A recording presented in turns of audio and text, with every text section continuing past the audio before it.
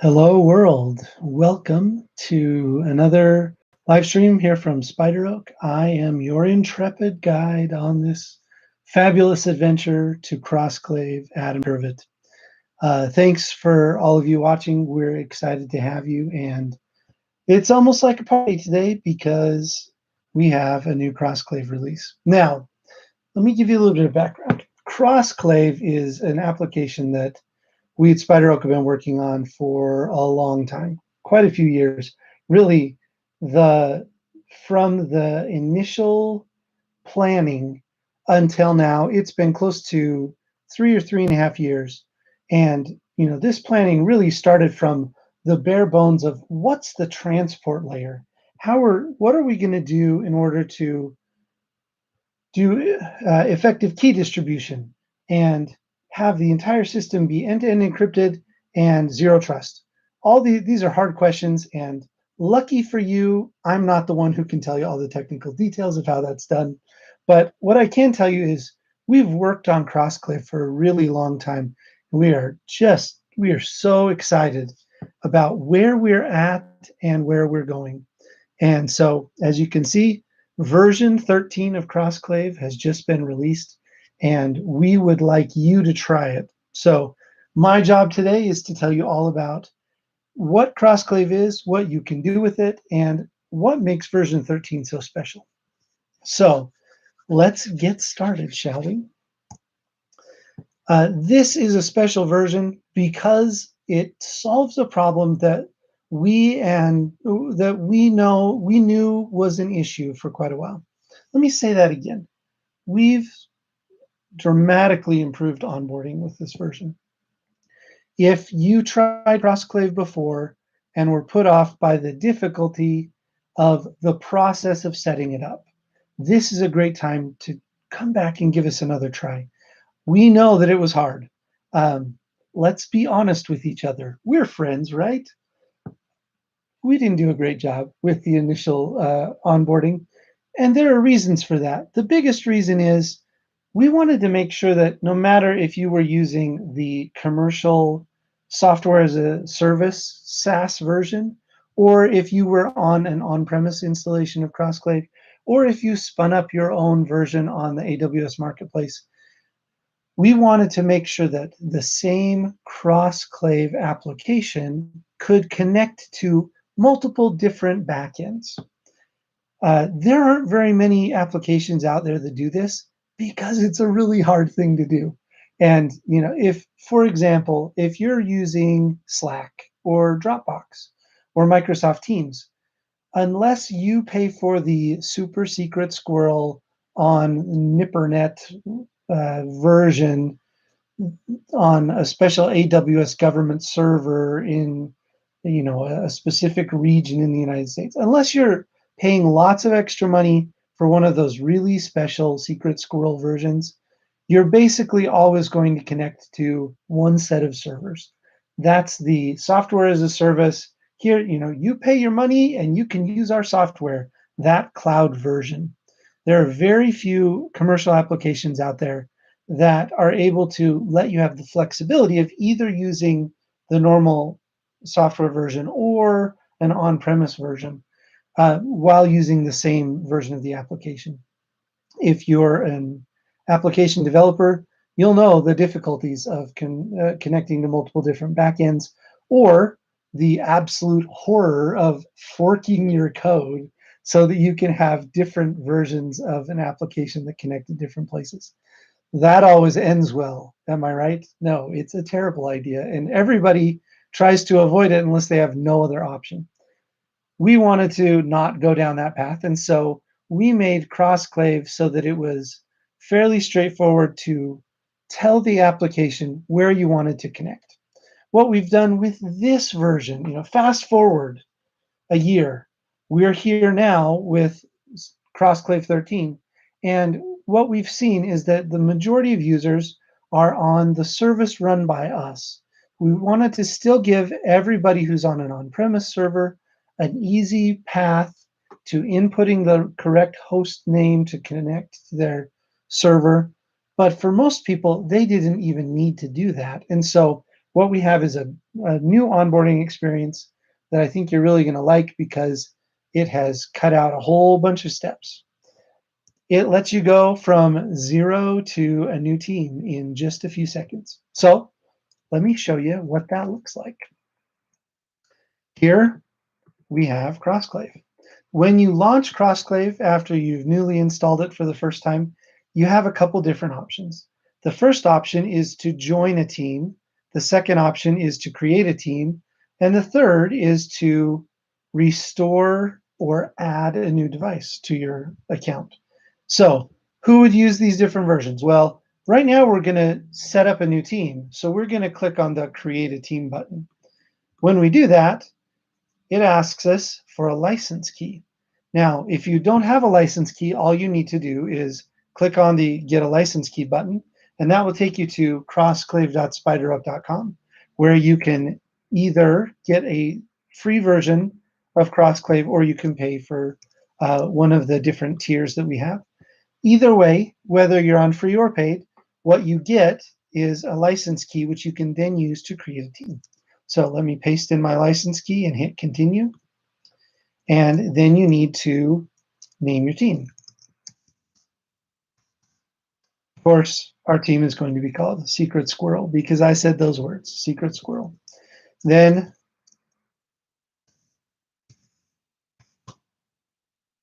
you need to put in your username. This is the thing that other people will see when they see you. Hit continue and magic happens. And you have a recovery key and you need to copy that and save it.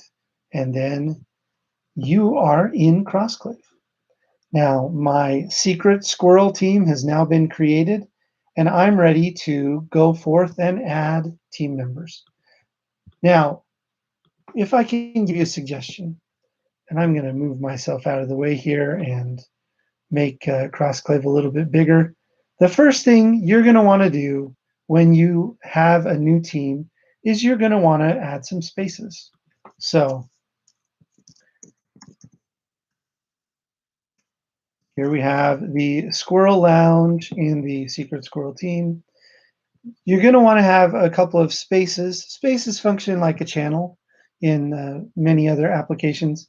And what you're able to do in your space is upload files, chat, and add people to it. So you can see right now in the Squirrel Lounge is just me, Adam with the hat. I definitely need to add some new team members. So let's go ahead and do that. Now, we've also drastically simplified the things you need to do in order to add people to your team. So let me show you what that looks like. I'm going to go to the settings in CrossClave, and I'm going to go to teams. So you can see in the settings, there's a whole bunch of different things here. There's everything from your account ID. There's security things like you can erase the app content and settings with a single click. There are support logs that you can download. You can also securely send logs to our support team. You can access the CrossClave Help Center. You can go to our community forum. You can get information about the app. This is useful if you're ever in touch with our support team and they say, hey, what version of CrossClave do you have? Well, you just click here and it tells you exactly which version and which build number you have. Also in red, ooh, the scary red, are the experimental features. These are not scary. They're actually pretty cool. So video conferencing, this is one-to-one video conferencing, and it's still experimental, so not very pretty yet. But man, it works, and it's pretty cool. So you can enable that there. But right now, the thing we want to do is add someone to our team. So I'm going to click in. I'm here in the settings. I'm going to go to the Secret Squirrel team. And then I'm going to go to Team Directory. Right now, I'm the only one in this team. And so I'm going to add a person. I'm going to invite Mr. Squirrel. Now, this is a little bit different onboarding workflow than some other apps. I am the administrator of this team, so I get to choose who I let in. This isn't, we set up this security model because there's a lot of other collaboration apps that have had issues in the past with people pushing their way into a team. That's pretty scary when random people can click a link and all of a sudden be part of your team. You don't want that. You want to be in control because command and control, having segmentation, this is an essential part of making sure that your security is actually secure. So, as the team administrator, as the one doing the inviting, I get to choose who I invite, and I also can decide whether or not to continue their invitation. And let me show you how to do that. So I'm going to invite Mr. Squirrel. I'll click Create Invite. And this, you can then see here, this says Pending Team Invite. It's pending until this information is used. Now, let's go. What you'll see here is the one-time invite code to join the team. What I need to do is then give this invite code to a second person. So let's hop over to my phone. Here, I'm going to launch CrossClave for the first time. So I've just downloaded and installed CrossClave. Let's start again from the beginning. I've downloaded CrossClave from the Spider Oak website. I'm launching it. This is the first time I've ever launched it, and it's going to ask me to input a PIN code. So it has to be at least 6 numbers or letters. And of course, they don't match because I'm doing this live. Of course. Also, please don't use sequential numbers, but I'm just doing this for the purposes of a demo. Now, if your device supports biometric authentication, you can also use that in addition to your passcode, which you'll see here. It's right now, it's asking me if I want to enable biometric authentication. I'm going to hit yes. I'm going to scan my fingerprint, and now I have CrossClave up and ready to go. So, of course, this is live and things are not working. So let's try this one more time.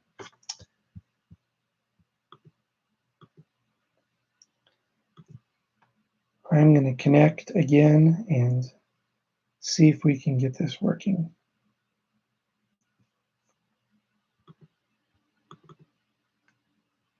And of course we can't. I love it when things like this happen. So this puts a little bit of a damper on my show because you can't see my screen. Let's try one more thing to see if I can get this to work.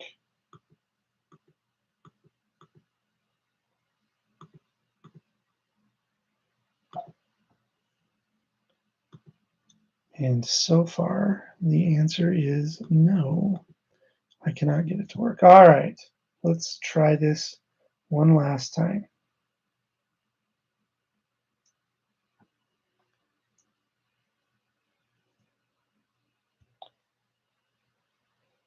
And we still cannot get it to work. Well, thank you very much, technology, for giving me this awesome opportunity to show you that things don't always work the way we want them to.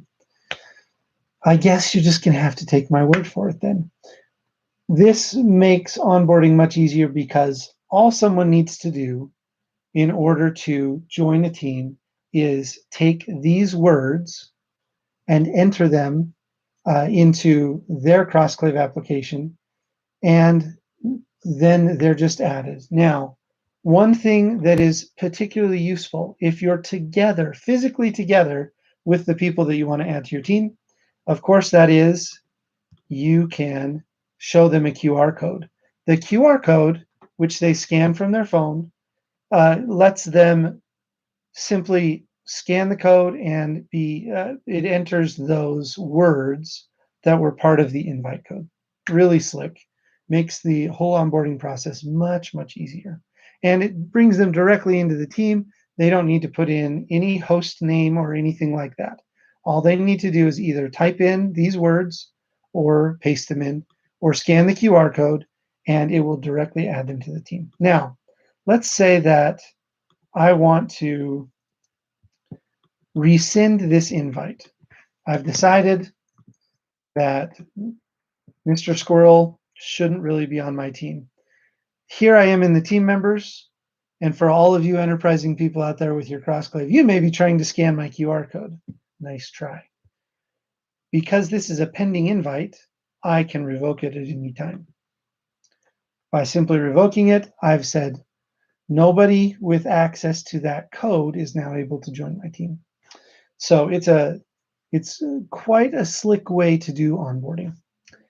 Now, a couple other new features that I want to tell you about, and we're always trying to improve and add new things. And of course, at any time, you can find out about what these features are on our release notes. And this time in our release notes, we highlight a couple of things. New onboarding is the biggest one, but other than that, there are quite a few things like push notifications for Android. This was something that we had tried in a few different ways. Now we've got a really great push notification experience for you on Android. For those of you who are on Mac OS Mojave, which is 10.14, you now have access again to use CrossClave. We'd made that decision to deprecate 10.14, and we're really surprised by the high number of people that came back to us and said, I'm not done. I still need to stay on 10.14 because of hardware or other reasons. And so we have re-enabled that. 10.14 isn't on our officially supported list of operating systems, but it should run. And from the testing that we've done, the reason we don't officially support it is we haven't done full testing on it. But we have done full testing on more recent versions of macOS. And from what users have told us and from the internal testing we've done on our own, such as it is, this will work great. And so if you're on Mojave, you're able to get back onto 10.4 CrossClave on your Mac OS 10.14. A couple of other little design changes and visual updates are also part of this. Now, if you are the kind of person who likes to double check SHA sums, we provide these in our release notes for all of the different versions that we release, whether that's Mac, Windows, the Android APK, or Debian Linux. So these are all in our release notes. We hope you'll try this out. We are really excited about the way CrossClave is going. And let me give you a sneak peek of the next version. So we're in version 13 now. Version 14 is going to be really, really cool. For those of you who use CrossClave or who want to use CrossClave as a hard drive in the cloud, Google Drive, without all of that icky slurping up of your data and using it to remarket to you. CrossClave is going to be infinitely better in terms of file handling in the next version. We call this the new file experience. We are so excited about this. It's a big milestone for our team, all the way from the design team clear through all of the engineers, back end and front end. We've worked really, really hard on the new file experience, and that'll be available in about 2 weeks in the next version of CrossClave. So for now, please give CrossClave a try. If you haven't tried it yet, you can go to spideroak.com/CrossClave and sign up for free. The free version of CrossClave does not require a credit card. It gives you 5 gigabytes of storage and lets you have up to 5 people on your team. We think this is a great way for you to try it out, see if it works for you. Once you've tried it out, if you find it's something that you would like to use, we have more storage and other features such as a HIPAA BAA agreement or the ability to have service tiers and things like that on our paid versions. But the biggest thing that a lot of people are excited about is the ability to have more storage. If you're using the file features a lot, which we think are really one of the places where CrossClave shines, the combination of chat for productivity and collaborative work on files, this makes CrossClave a really great addition to your tool chest of tools that help you get work done. So go ahead, go to spideroak.com/CrossClave, and give CrossClave a try. Now, if you do decide to do this and you enjoy it, please send me a note. You can email me at crossclave@spideroak.com. If you sign up for CrossClave and you'd like a free sticker, just send a note to that email, crossclave@spideroak.com, and either I or someone on the customer success team will get back to you and we'll send you a free sticker. This is one of the things that we really enjoy being able to do is share, bits and pieces of swag with the people who try out our applications. And we hope that not just for the sticker, but for the security and the way that it enhances your ability to get work done, we hope that you'll give CrossClave a try. All right. Well, for the Spider Oak team and for the community, again, I'm Adam Turvitt. I hope you've enjoyed this. Let me know if you have any other suggestions of things I can cover for you in the future or questions. Again, you can reach out to us on our website or at crossclave@spideroak.com. With that said, it's Friday. I hope you have a great one. Thanks.